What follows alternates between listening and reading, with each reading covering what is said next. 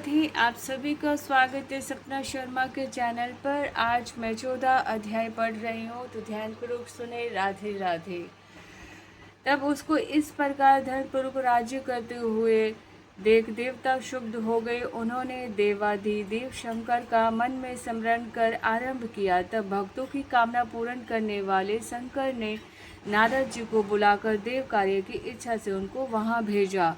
शुंभ भक्त नारद शिव की आज्ञा से देवपुरी में गए। इंद्र आदि सभी देवता व्याकुल हो शीघ्रता से उठ गए। नारद जी को उत्कंठा भरी दृष्टि से देखने लगे। अपने सब दुखों को कहकर उन्हें नष्ट करने की प्रार्थना की। तब नारद जी ने कहा, मैं सब कुछ जानता हूँ, इसलिए मैं दैत्यराज जलंधर के पास जा रहा हूँ। ऐसा कहकर नारद जी देवताओं को आश्वस्त कर जलंधर की सभा में गए। जलंधर ने नारद जी के चरणों की पूजा कर हंसते हुए कहा, हे ब्राह्मण, कहिए आप कहाँ से आ रहे हैं? यहाँ कैसे आए? मेरे योग्य जो सेवा हो उसकी आज्ञा दीजिए। नारद जी प्रसन्न होकर बोले, हे महान बुद्धिमान जलंधर, तुम धन्य हो। मैं स्वेच्छा से कैलाश पर्वत पर गया था। वहाँ 10,000 योजनों में कल्प वृक्ष का वन है। वहाँ मैंने सैकड़ों कामधेनुओं को विचरते हुए देखा था। यह भी देखा था कि वह चिंतामणि से प्रकाशित परम दिव्य अद्भुत और सब कुछ सवर्णमय है। मैंने वहाँ पार्वती के साथ स्थित शंकर जी को भी देखा, जो सर्वांग सुंदर, गौण वर्ण, त्रिनेत्र और मस्तक पर चंद्रमा धारण किए हुए हैं।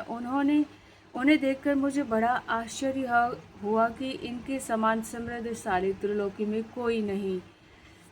हे दैत्य, उस समय तुम्हारी समृद्धि का स्मरण हो आया और उसे देखने की इच्छा से मैं तुम्हारे पास चला आया हूँ। यह सुनकर जलंधर को बड़ा हर्ष हुआ। उसे नारद जी को अपनी समृद्धि दिखला दी। उसे देख नारद ने जलंधर की प्रशंसा की और कहा कि निश्चय ही तुम त्रिलोकपति होने के योग्य थे।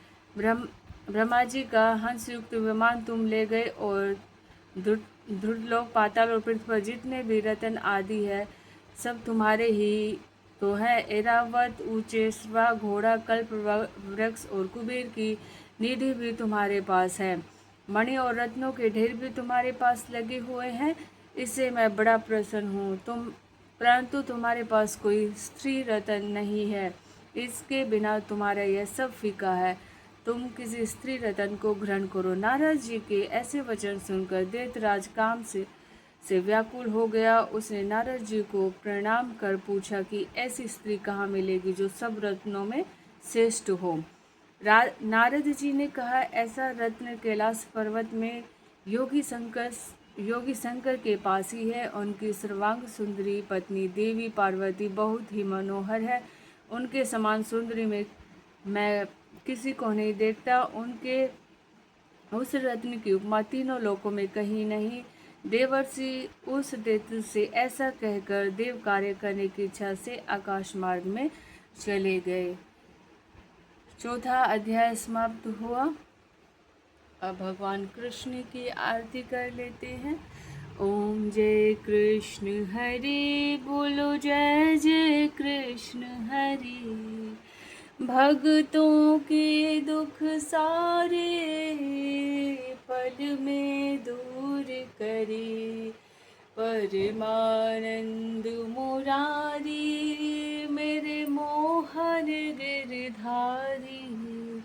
जय रस रास बिहारी बोलो, जय जय जय गिरधारी। कर कन कन कटि सोहत कानन में बाला। मोर मुकुट पीतांबर सोहे बनमाला। दीन सुदामा तारे वृद्धों के दुख टारे। गज के फंद छुड़ाए भव सागर तारे। हिरनाक सब संहारे नर हरि रूप हरे, पावन से प्रभु जम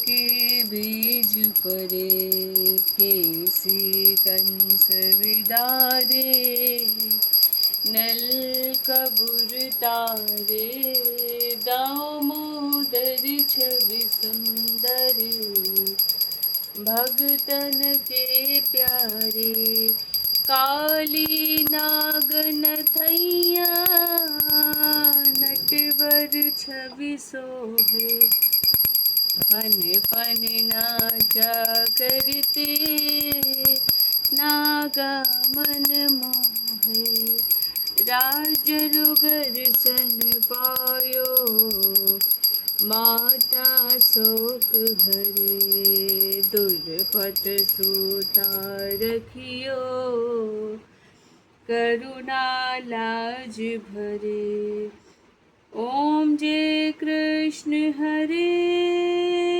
बोलो जय जय कृष्ण हरे, भक्तों के दुख सारे, पल में दूर करे। गाइस, आप सभी को मेरा 14वां अध्याय अच्छा लगा तो प्लीज़ लाइक और सब्सक्राइब करना ना भूलें। तो अब हम माँ तुलसी की भी आरती कर लेते हैं।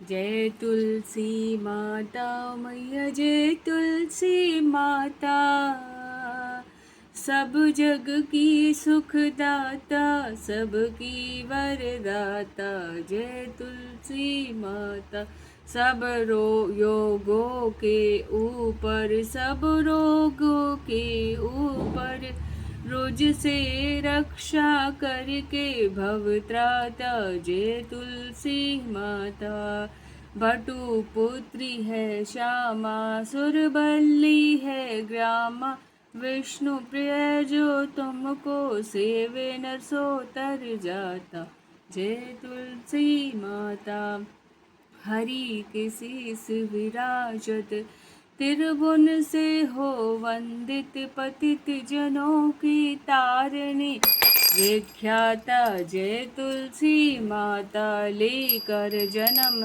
विजन में आए, दिव्य भवन में मन मानव लोक तुम्हीं से सुख संपत्ति दाता, जय तुलसी माँ, हरि को तुम अति प्यारी, श्याम वरण तुम्हारी, प्रेम अजब है उनका, तुमसे कैसा नाता, जय तुलसी माता। प्लीज़ गाइस, आपको मेरा ये 14वां अध्याय अच्छा लगे तो उसे लाइक शेयर सब्सक्राइब करना ना भूलें। राधे राधे, मिलते हैं अगले अध्याय में।